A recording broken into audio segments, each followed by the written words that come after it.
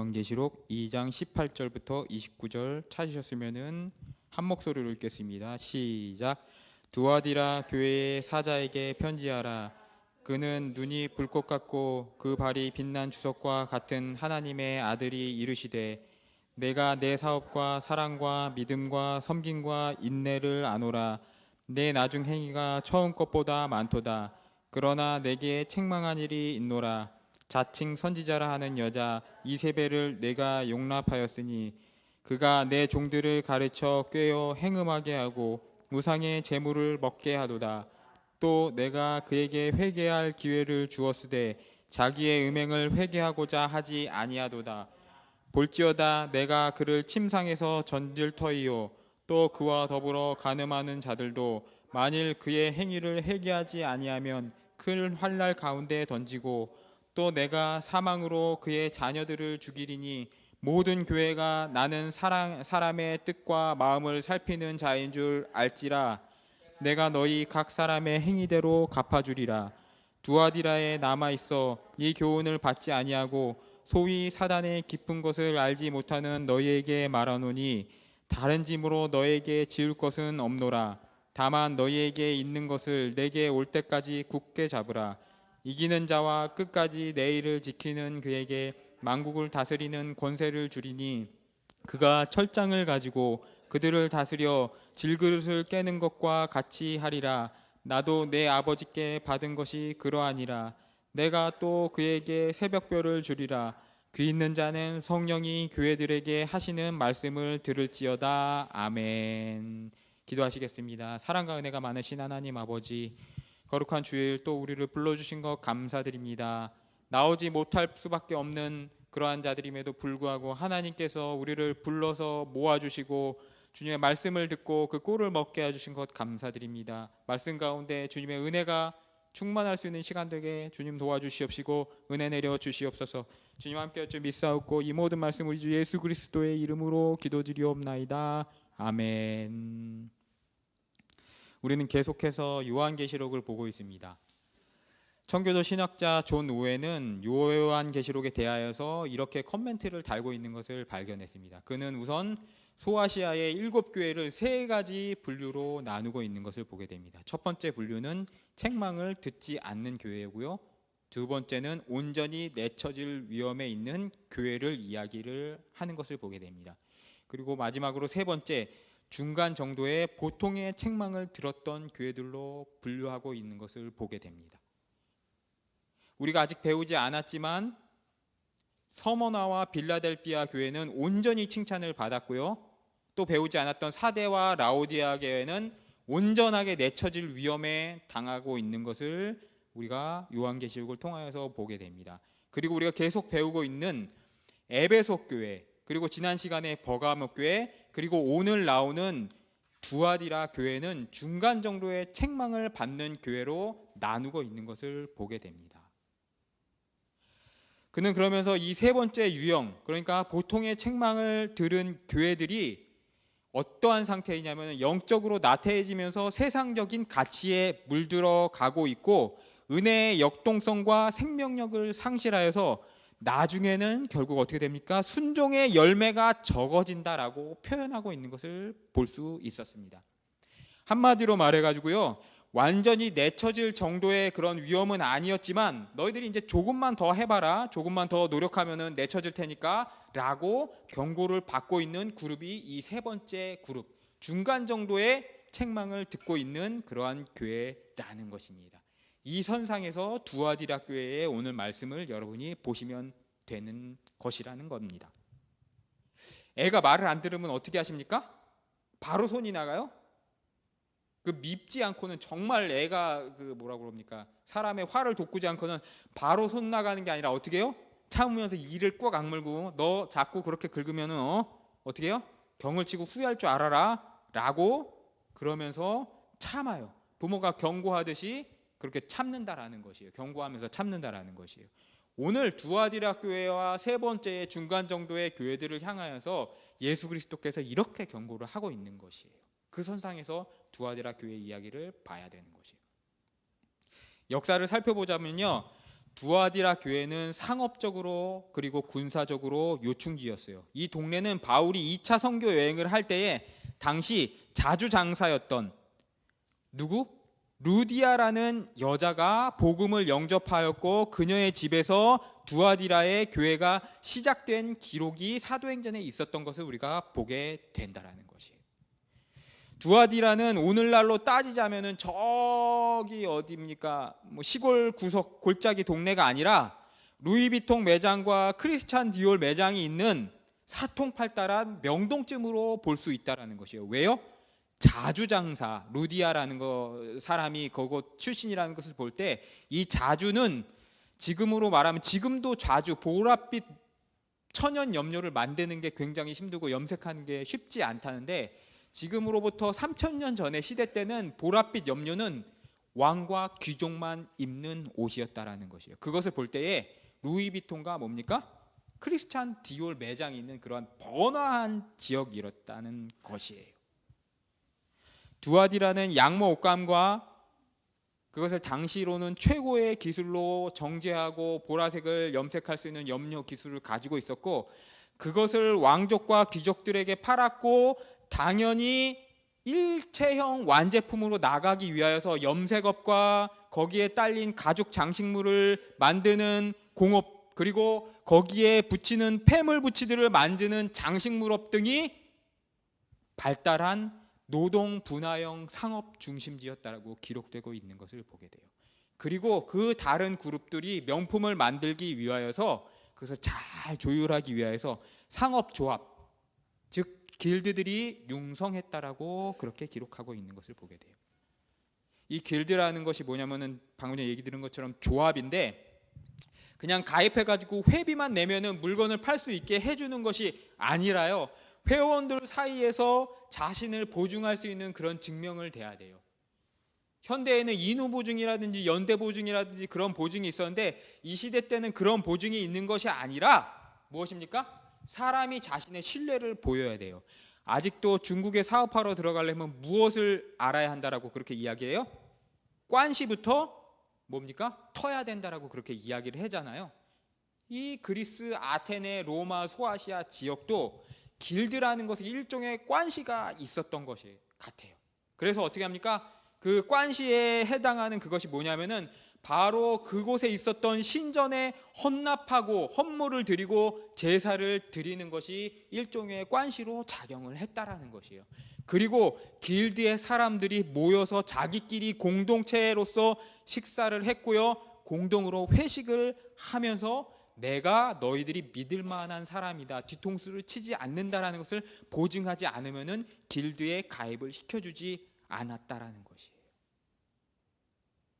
당연히 그것을 참여할 수 없는 그리스도인은 어땠을까요? 상업적인 불이익과 동시에 하층민으로부터 벗어날 수 있는 그러한 사다리가 끊긴 한계에 다다른 삶이 기다리고 있었다라는 것이에요. 당연히 그것 때문에 당시의 성도들은 신전 제사와 이방신 숭배에 대한 유혹이 아주 컸다라는 것을 요한계시록은 계속해서 기록하고 있다라는 것이에요. 우리가 착각하는 것 중에 하나가 바울이 자주장사 루디아와 가까워진 것이 루디아가 명품 매장을 하고 있고 명품을 공급하는 것이기 때문에 바울이 그 사람을 통해 가지고 그 사람의 재정적인 지원을 받아 가지고 교회를 세우기 위해서 목적을 가지고 접근했다라고 세상적인 기준에서 생각하기 쉬운데 그것이 아니었어요. 그가 돈이 많아서 헌물을 많이 해서 바울이 목적을 가지고 접근한 것이 아니라요. 그녀가 예수 그리스도를 믿음으로 말미암아 길드 활동이 위태로워질 수밖에 없는 상황임에도 불구하고 자신의 사업에 존폐의 위기가 있음에도 불구하고 어떻게 됩니까? 그리스도를 받아들이고 자신의 집안에 교회를 세웠다라는 것이에요. 그 큰 희생을 어떻게 합니까? 바울이 받고 자주장사 루디아를 자신의 수족처럼 여겼다라는 것이에요. 또한 두아디라는 군사적 요충지였어요. 군사적 요충지는요 다른 것이 아니라 전쟁이 잦으면 그것이 군사적 요충지예요. 길이 사통팔달 여기저기 뚫려가지고 누구나 거쳐가는 동네이면은 군사적 요충지가 된다라는 것이에요. 맛집이 되는 거예요. 군사적 맛집이 되는 것이에요. 누구나 오게 하게 되니까 싸움도 많지만 어떻게 합니까? 거기에 모여서 당연히 교류도 하게 됐고요. 결국에는 싸움을 피하기 위해서 나라를 부강하게 해야 되는데, 나라를 부강하게 하려면 어떻게 돼요? 모이는 사람들로 하여금 물건을 물물 교환을 해서 중개무역을 통해서 상업을 통해서 나라를 부강하게 하는 수밖에 없었다라는 것이에요. 그 길을 갔던 나라가 어디예요? 여러분 잘 알고 계시는 스위스라는 그런 나라예요. 중립국의 지위를 통해 가지고 독일로부터 그리고 유럽으로부터 그 중간 지대에서 강한 부국의 그런 힘을 키웠던 나라가 스위스라는 것이요.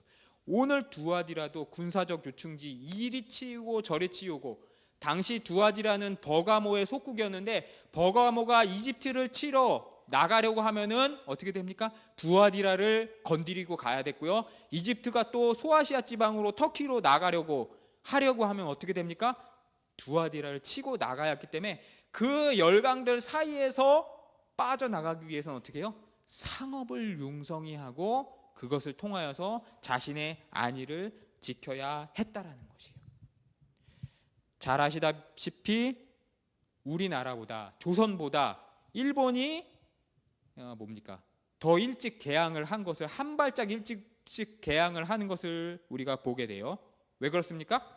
태평양에서 건너오고 그 다음에 배를 타고 태평양을 건너오게 되면은 대륙에 있는 물건들과 대륙의 시장을 접근하기 위해서는 첫 번째 만나는 동네가 어디예요? 일본일 수밖에 없는 것이에요.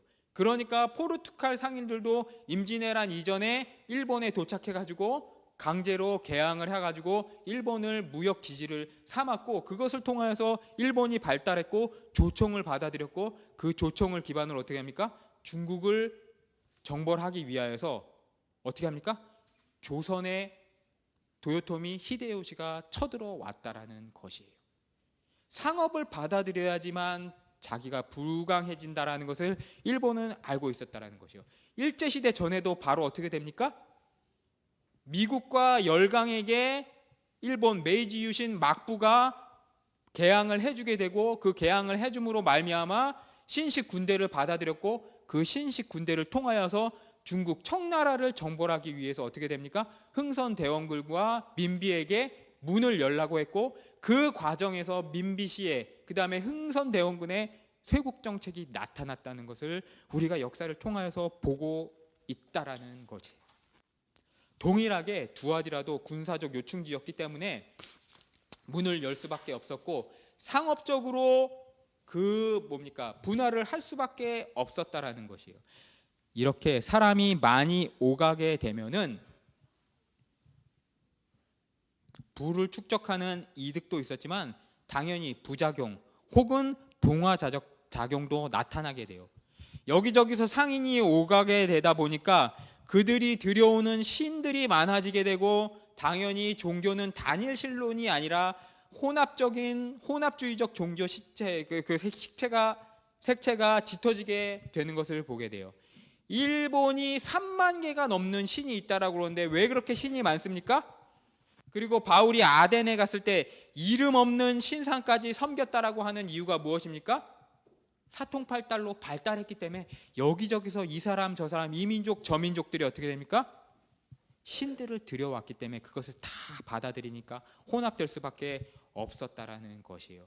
그런데 그 가운데서 그리스도인들은 시대에 역행하면서 이방신을 배격하고 유일신인 하나님만 믿었다는 것은 바로 사회적인 고립을 자초할 수밖에 없었다라는 것이에요. 사회적인 고립을 자초했다라는 이 단어, 이 말을 들을 때 여러분은 어떤 느낌이 들으세요?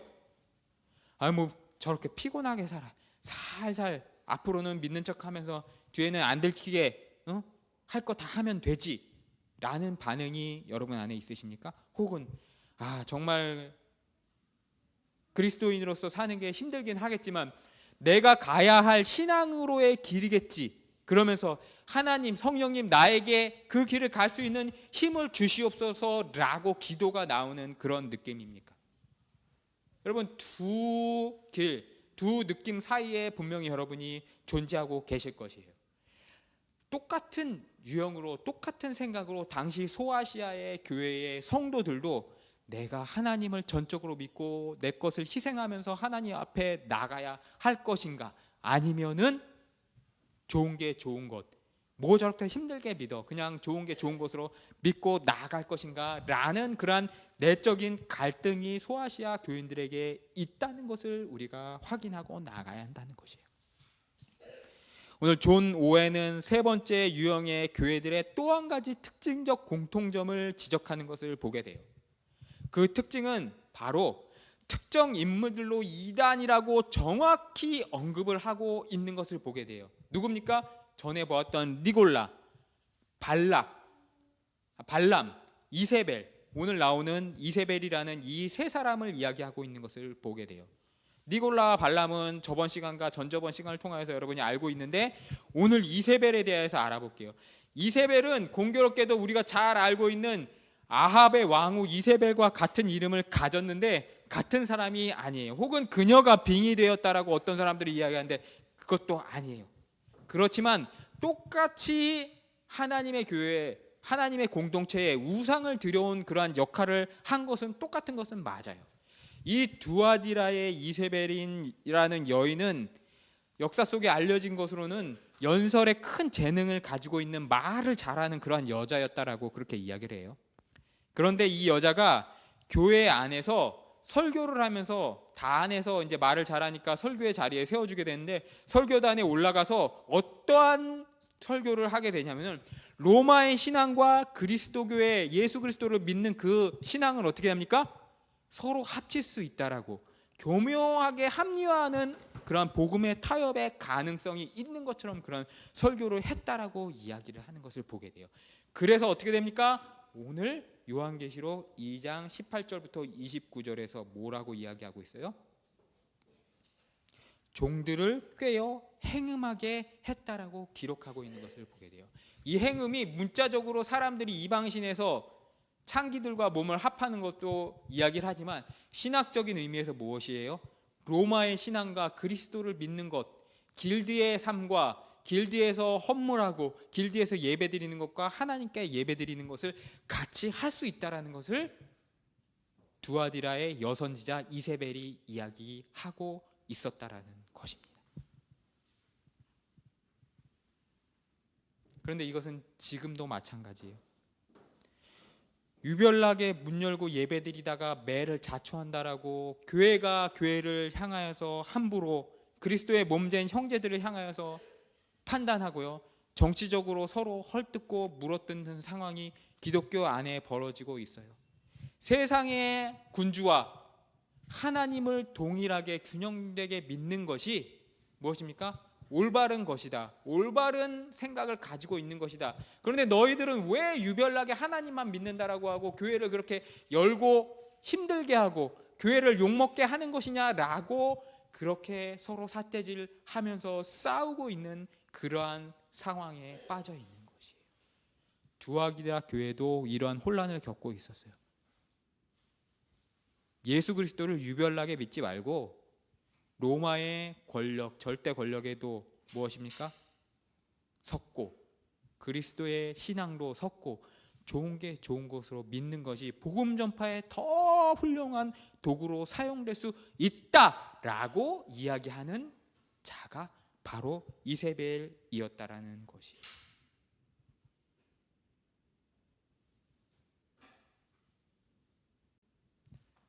중요하고 두려운 것은 무엇이냐면요, 니골라당과 발람의 이야기가 나왔던 그 전의 교회들은요,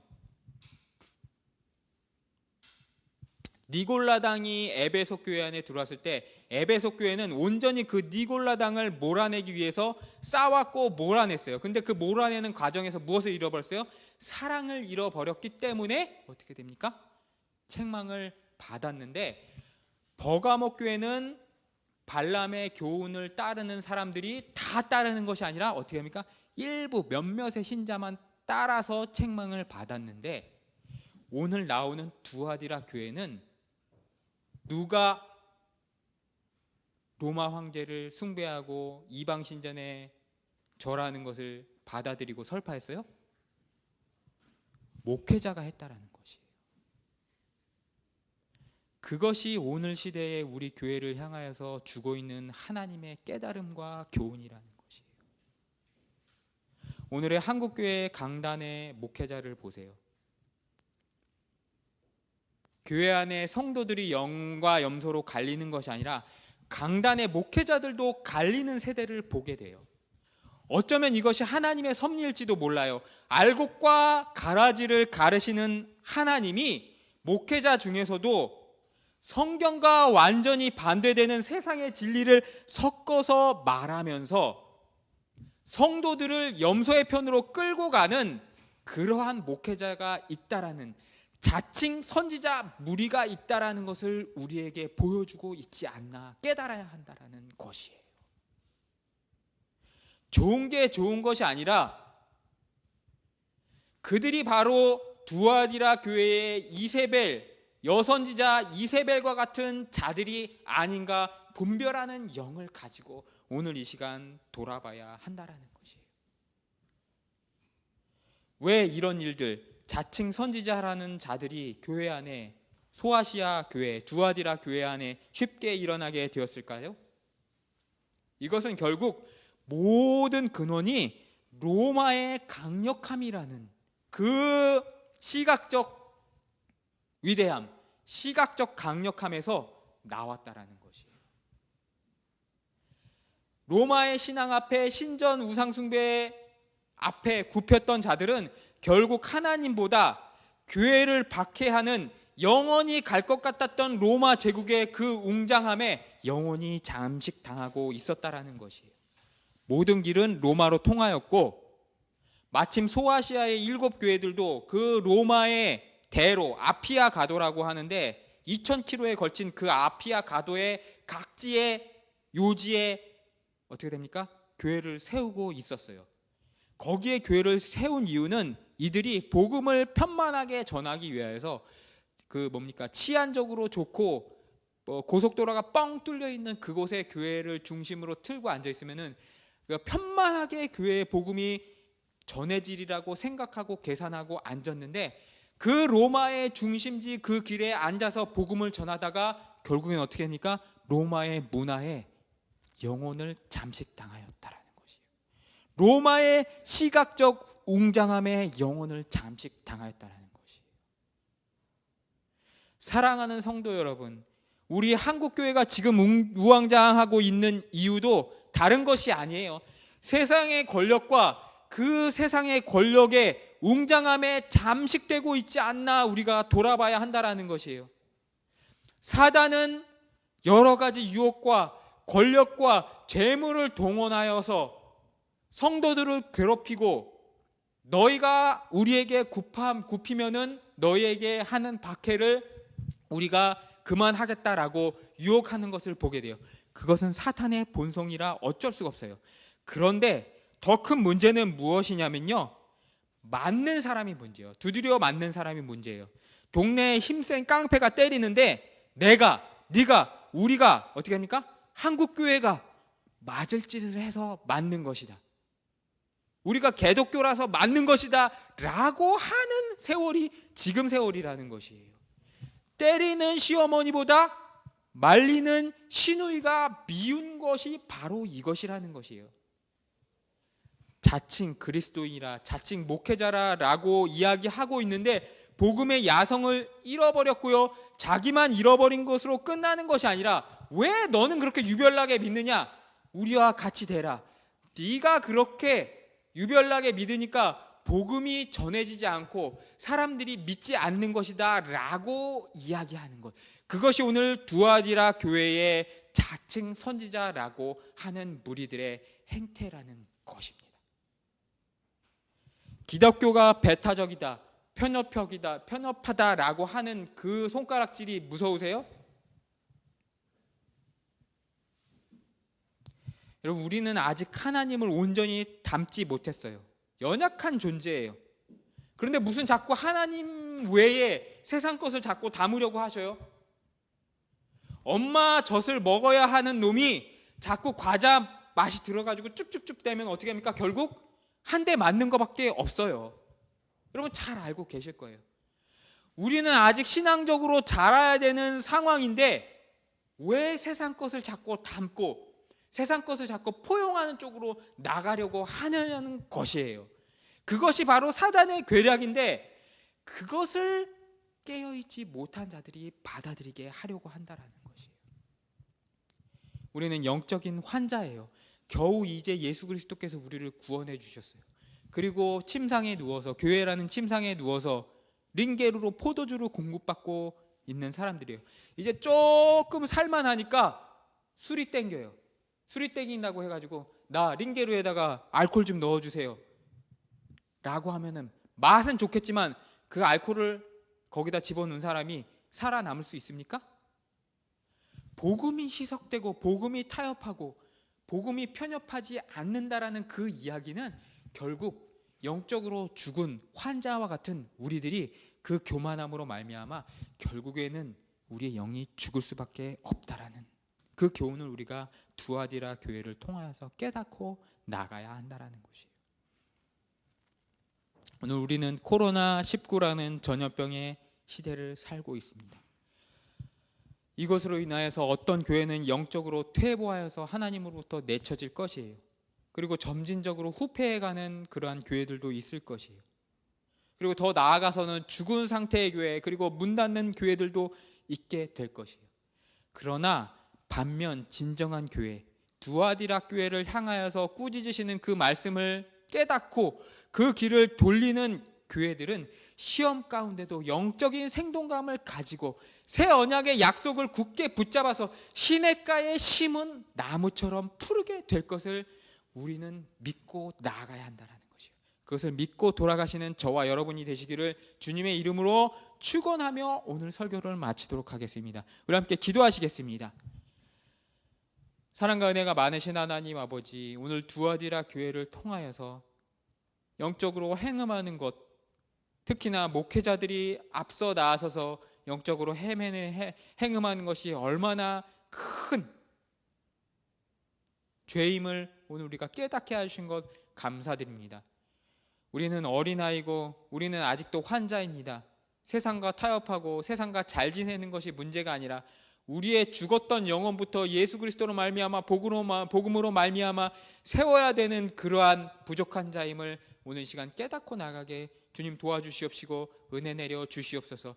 세상의 것을 포용하고 담는 것이 아니라 온전히 주님과 예수 그리스도와 하나님의 나라를 우리 안에 담을 수 있는 우리 급안석교회 성도들에게 주님이 인도하여 주시옵시고 이끌어 주시옵소서.